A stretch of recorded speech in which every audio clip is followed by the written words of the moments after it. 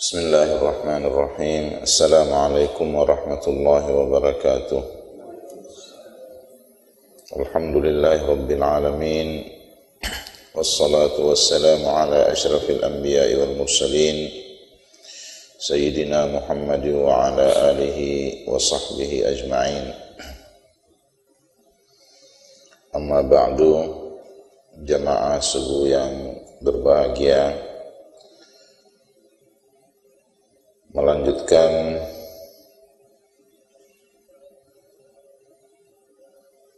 pembahasan kita atau bacaan kita di setiap selesai salat subuh setiap hari dari kitab Mukhtasar Asy-Syama'il Muhammadiyah. Alhamdulillah kita sudah selesai membaca suatu nas yang cukup panjang dari Sayyidina Hasan dan dari Sayyidina Husain. Di sini dikatakan itu adalah hadis yang ke-6 dan selanjutnya adalah hadis yang ke-7, diriwayatkan daripada Jabir ibni Samurata radhiyallahu anhu. Beliau berkata,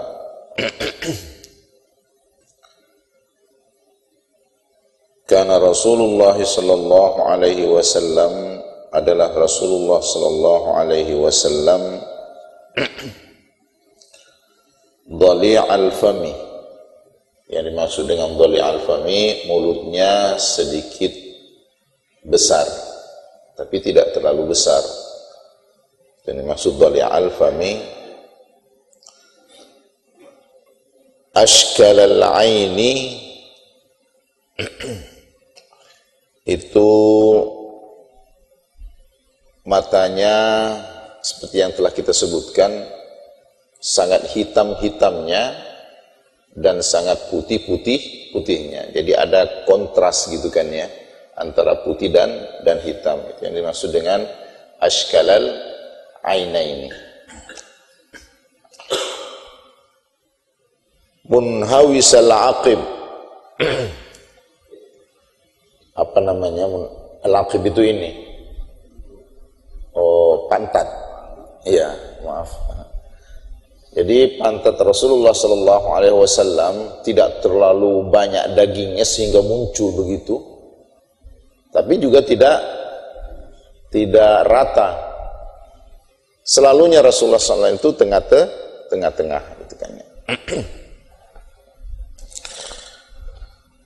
Qala Syu'bah, berkata Syu'bah periwayat hadis ini rahimahullah, qultu li Simak, aku berkata kepada Simak, salah seorang ulama juga rahimahullah, ma dhali'ul fam, apa arti dhali'ul fam? Yang tadi dikatakan kana Rasulullah sallallahu alaihi wasallam dhali'al fami. Qala, dijawab oleh Imam As-Simak, azimul fami, yang dimaksud dengan dhali'ul fami yakni azimul fami, besar mulutnya, ya kan. Qultu wa ma ashkalal aini, apa yang dimaksud dengan ashkalal ain? Tadi dikatakan karena Rasulullah sallallahu alaihi wasallam ashkalal ain. Qala tawilu syaqqil aini, tawilu syaqqil aini, panjang apa tuh? Tawilu syaqqil aini agak ini, matanya itu tidak apa yang kita katakan tadi itu, agak kontras gitu kan ya, kontras. Kita kan kadang-kadang kalau mata putih kita itu agak kemerah-merahan, kalau hitamnya hanya kecoklat-coklatan. Tapi kalau Rasulullah sallallahu alaihi wasallam, matanya itu yang hitamnya sangat hitam, yang putihnya sangat putih. Qultu ma munhawisal aqib, apa arti daripada munhawisal aqib? Qala, dia berkata qalilul lahmil aqib, sedikit daging pantatnya, sedikit. Jadi tidak terlalu menggemblung anunya, pantatnya gitu kan ya. Tak apa sih istilahnya. Dikatakan oleh Imam Al-Albani bahwa hadis ini adalah hadis sahih. Kemudian selanjutnya hadis yang ke-8 juga diriwayatkan daripada Sayyidina Samurah daripada Sayyidina Jabir bin Samurah radhiyallahu anhu, qala, ia berkata, ra'aitu Rasulullah sallallahu alaihi wasallam aku melihat atau menyaksikan Rasulullah sallallahu alaihi wasallam fi lailati idhiyan, di malam di mana bulan sedang purnama, cahayanya sedang, sinarnya sedang bercahaya. Aku melihat Rasulullah sallallahu alaihi wasallam di malam purnama di mana sinarnya begitu terang. Lalu beliau mengatakan, wa alaihi hullatun hamra. Saat itu Rasulullah SAW sedang memakai suatu pakaian. Hulla itu seperti kita katakan adalah pakaian luar setelah pakaian dalam. Kalau antum sering melihat orang Arab itu bukan seperti yang dipakai oleh para petinggi-petinggi Arab sekarang, ada namanya mislah. Mislah itu apa sih istilahnya? Baju luar. Kalau lihat raja atau orang-orang petinggi-petinggi Arab itu sering ada pakaian luar yang dia pakai, itu namanya mislah. Bukan itu yang dimaksud dengan hulla. Yang dimaksud dengan hulla itu adalah pakaian luar kayak siapa ya? Susah sih mencontohkan. Ada kayak mantel luar tapi warnanya putih, selalunya dipakai warnanya putih. Kalau ini Rasulullah sallallahu alaihi wasallam memakai hullatun hamra, memakai pakaian luar yang warnanya apa? Warnanya merah, ketikannya. Jadi aku melihat Rasulullah sallallahu alaihi wasallam di malam purnama, wa alaihi hullatun hamra. Pada Rasulullah SAW ada pakaian luar yang dipakai di luar pakaian ini, warnanya kemerah-merahan. Faja'altu anzuru ilaihi, aku pun memandang Rasulullah sallallahu alaihi wasallam, mengamati Rasulullah sallallahu alaihi wasallam, wa ilal qamari, juga melihat bulan. Falahu wa indi ahsanu minal qamar. Kata Sayyidina Jabir bin Samurah, saat itu aku memandang Rasulullah sallallahu alaihi wasallam, juga memandang bulan, dan yang aku dapatkan menurut pandangan aku, kata Sayyidina Jabir, ternyata Rasulullah itu lebih indah daripada bulan. Nah, seperti itulah kira-kira. Jadi falahu wa indi ahsanu minal qamar, maka sungguh ia sallallahu alaihi wasallam indi, di sisiku waktu itu, ahsanu, lebih indah, lebih baik, lebih ganteng, lebih cantik, minal qamari, daripada bulan. Kan selalunya bulan itu kan, saking indahnya bulan itu selalu menjadi ungkapan contoh orang cantik itu sama dengan bulan di malam purnama. Nah kata Sayyidina Jabir, Rasulullah sallallahu alaihi wasallam lebih indah daripada bulan purnama sallallahu alaihi wasallam. Itu hadis yang ke-8. Sayyidina Imam Al-Albani juga mengatakan hadis ini adalah hadis sahih.